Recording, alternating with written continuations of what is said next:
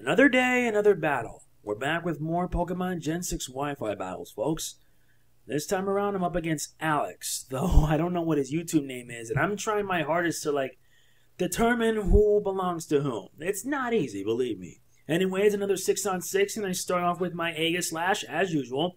He starts off with Absol, the disaster Pokemon, and yes, it's exerting its pressure, which is going to make things a little more tougher.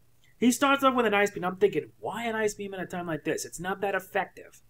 But I decided to screw all that and just go straight into attack mode and then unleash a Sacred Sword. The Sacred Sword does do its wonders, taking down Absol without breaking a sweat. And I'm thinking to myself, what else does this guy have in store?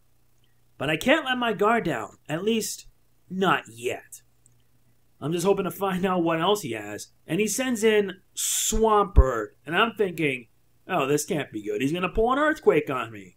Well, I'm not going to let that happen, so I switch into my Roserade, hoping that the Earthquake won't do much damage, but instead he goes for a Waterfall. Now, the Waterfall doesn't really do that much damage, but I'm thinking to myself, what else does he have? But he makes a switch, and it's pretty surprising that he did. I think he made a good switch, and he sends out Moltres. And my oh my, Moltres looks pretty cool for a Gen 6 sprite.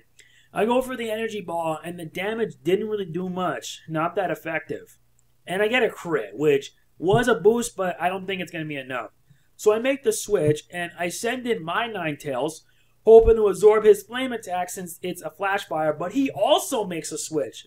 And I'm wondering, what else does he have? And he sends out Aurorus. That's really unexpected. I never thought I'd be seeing an Aurorus in battle, but he switches, once again, into his Swampert. And I'm thinking, I'm not going to be falling for the same trick twice. I just go for the Flamethrower regardless, and the damage doesn't really do much. Yeah, about 1/3. And I also get a crit. That makes 2 crits now. I go now for an Energy Ball, and Swampert officially hits the ground. Ah, well. It would have been nice to see what Swampert could do, but hey, you got to take him down. Now he sends back his Moltres once again, and he is exerting his pressure as usual. So I'm thinking I have to make a switch because I don't even know what Moltres will do. I don't really know. So I send out my Aegislash like before, and he goes for a Heat Wave, and I'm thinking, I think that was a pretty bad switch. Though to be fair, if my Ninetales did stay, he would have, gotten the Flash Fire off. My guess he had no idea. But at least, hey, I gotta do something.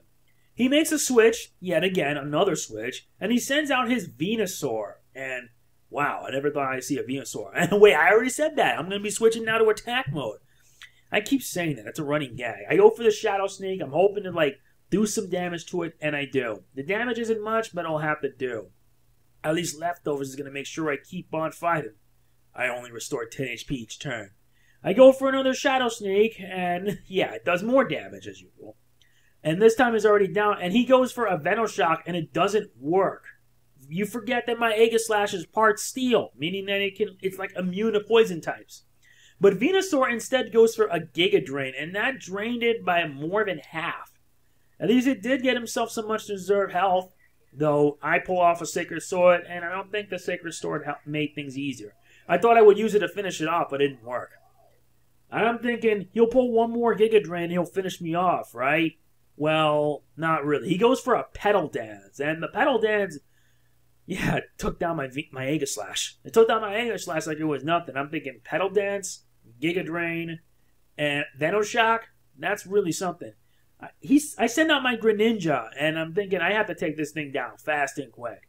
I pull off an Ice Beam, and I succeed in doing that, and Venusaur gets taken down.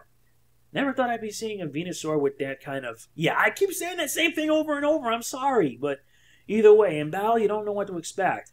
He brings his Aurorus out, and I pull another Ice Beam, thinking that I could at least do some damage.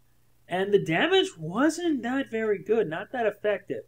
He pulls off an Aurora Beam, and the Aurora Beam didn't do damage either. I'm thinking, both of us are not pulling off some very good moves here. But either way, I go for a U-turn, turning my Greninja into a Bug-type, and that didn't work either. It wasn't that effective. Well, wait, it was normal, but you get my point. I need to make a switch. I send out my newest member of my Wi-Fi battling squad, Gallade, and Aurorus just immediately pulls off a Hyper Beam. Damn, a Hyper Beam? I didn't see that coming. Though the damage did more than half, I go for a Psycho Cut, and the Psycho Cut did do some damage, but since Aurora's needed to recharge. That at least gave him a chance to, like, strike back.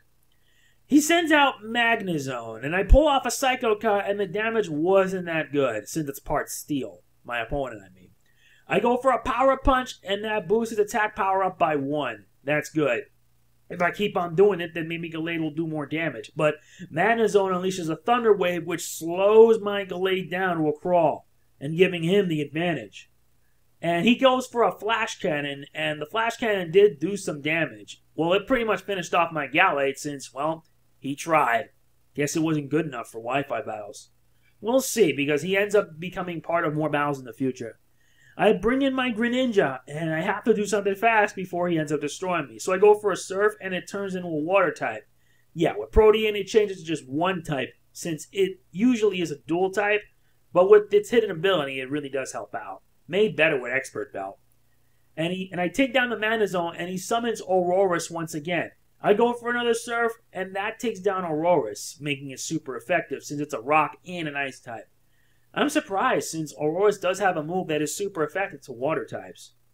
And he sends out Moltres, and I'm thinking he's exerting his pressure yet again, and I'm not going to waste any time. I go for the Ice Beam, but I think the Ice Beam was my mistake.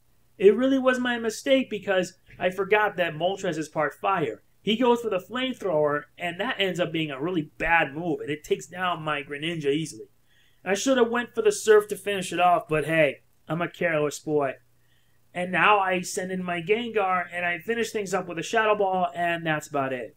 That was a really great battle. I really liked it. Seeing Moltres and Aurorus in battle, that's really interesting. It really is. Anyway, I hope you guys enjoy it. Make sure you guys check out Alex. If you enjoyed this video, hit that like button. It does mean a lot to me, and it does mean a lot to everyone who takes part in these battles, who watches them, etc. And I'll see you guys next time. All right, take care.